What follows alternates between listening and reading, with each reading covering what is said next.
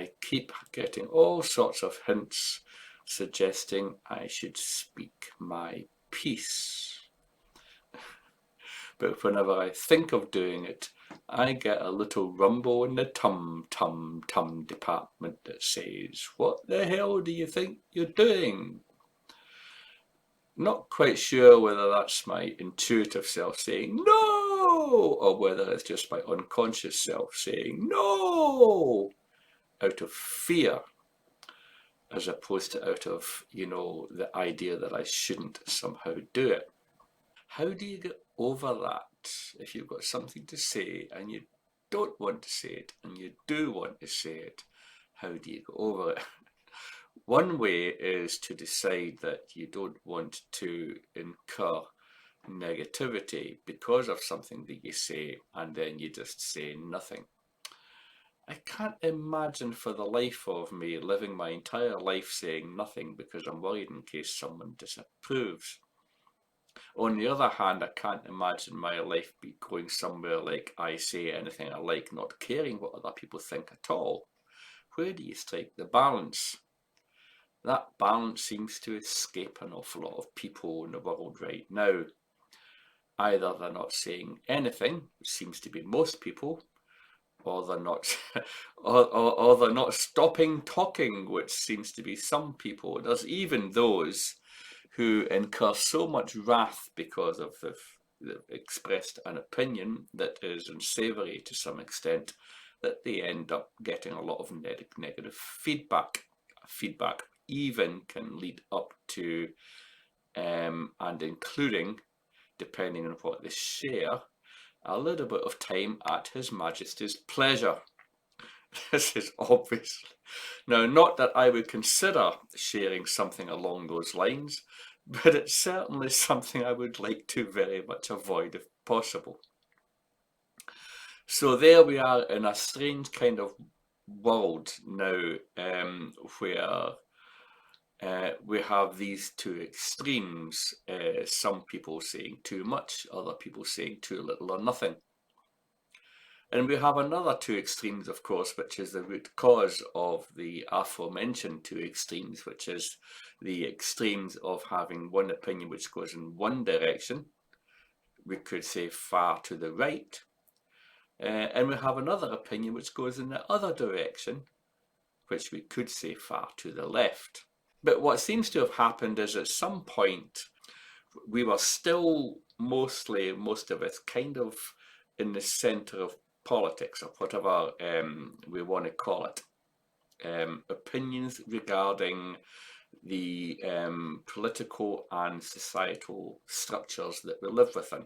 How we think that our community that we live in and that we share should be structured so that we all jointly and severally gain the mutual and equal benefits and freedoms, without those freedoms, should I say, imposing in unfortunate and potentially damaging or hurtful ways on the equal freedoms of others.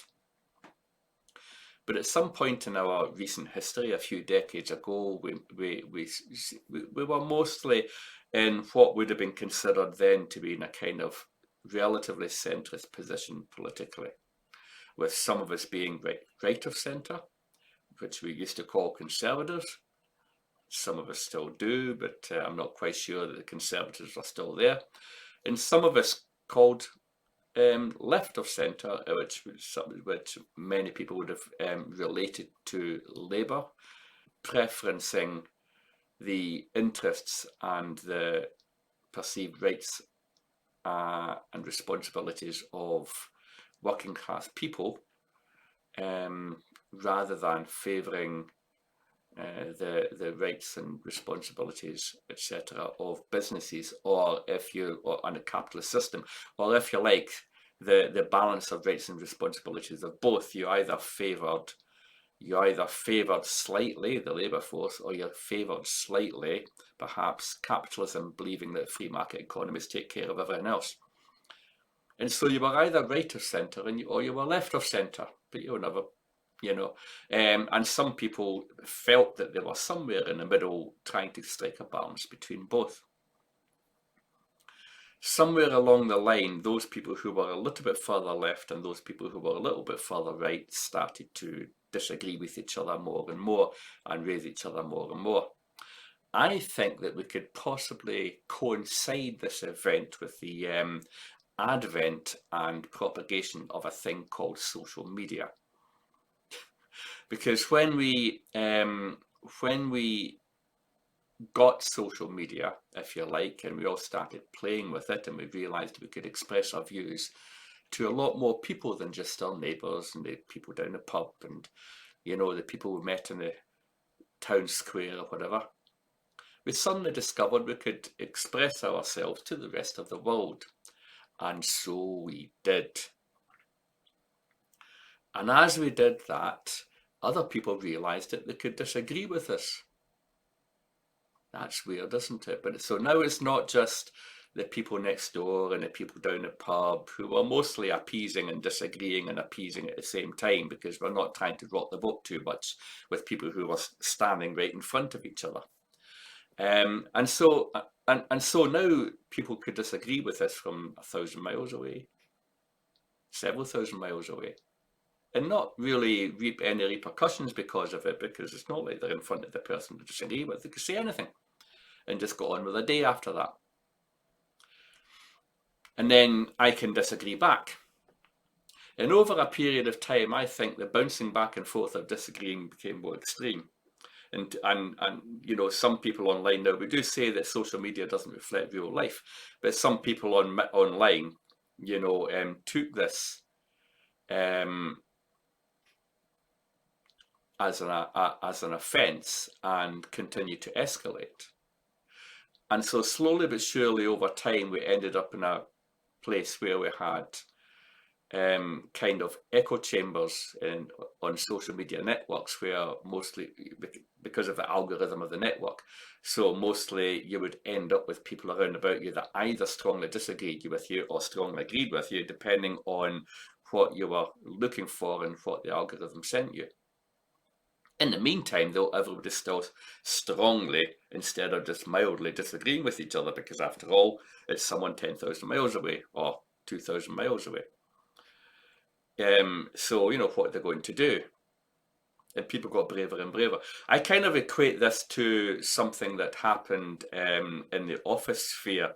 You know, I can remember 20, 30 years ago, before I entered the industry I'm in now. And I can remember people in offices when email first, you know, started becoming very prevalent in offices, and people could send each other emails. And emails began to be used as a means of proving that you requested something, as opposed to going to someone's desk and, oh, can I have this? And, oh, yeah, okay. And then they never go, look, I asked you for that. Oh, I don't remember. Oh, I asked you for this yesterday. Why isn't it here yet? No, it was, I asked for it. I asked for this 5 minutes ago. Why isn't it here yet? The proof is in the email. So I can remember you had people literally sitting in the next desk sending each other emails instead of just talking to each other. And there was a certain bravery involved in emails, even with the person in the next desk. There was a certain bravery involved in sending that email that you didn't necessarily have if you were standing right in front and looking person in the eye as you spoke to them. Because you go, you know, keyboard warrior, ping, send, and there it is, it's away. So what were you doing? The guy in the next desk can come over to you and say, what the hell are you doing? Sending me that. But they didn't. They did the same back. Email, send. And so it started. And you got mobile phones, and eventually you got text messages, and you got social media, and you know, friends fall out with friends on social media and end up not being friends anymore because they disagreed on something. If they shut up on social media and actually spoke to each other like people used to years ago, then it would never happened, because when looking someone in the eye, you do a combination of telling the truth about what you feel, while also performing an element of appeasement of the other person, so that you're not actually directly offending them. You're not appeasing their point of view when you disagree. what you're doing is attempting to show some respect for the person because you're looking at them directly. And it takes a lot more courage to directly disrespect someone you're looking at in the eye there and then than it does to disrespect someone in an email, even when they're on the next desk, or in a text message on a mobile phone. And even less courage to do so online in a social media network when it's someone a couple of thousand miles away. And so we have this situation where slowly but surely over time, people were disagreeing more and more and more, pushing each other away from each other more and more and more. And so the left went further left and the right went further right, and both sides are blaming each other. And now, if you dare to hold a centrist position, neither side trusts you because they think you're refusing to take a side, you're refusing to engage, you must be bad, you must be deceitful somehow. Why are you being deceitful? You're not being deceitful. You're just saying, I refuse to get involved in the polarity of you lot who insist on arguing with each other incessantly until you push each other away, further and further away from each other, hating on each other, and all the rest. All because you're so brave, because you've got social media, and you don't have to look at someone in the eye. It would be nice if people would stop doing that and go back to treating each other with respect. I've got a suggestion. Why don't we all, whenever we send a message, whether it's a text message, whether it's a message in social media, whether it's an email, why not we all imagine that we're looking that person in the eye and we care about that person before we click send?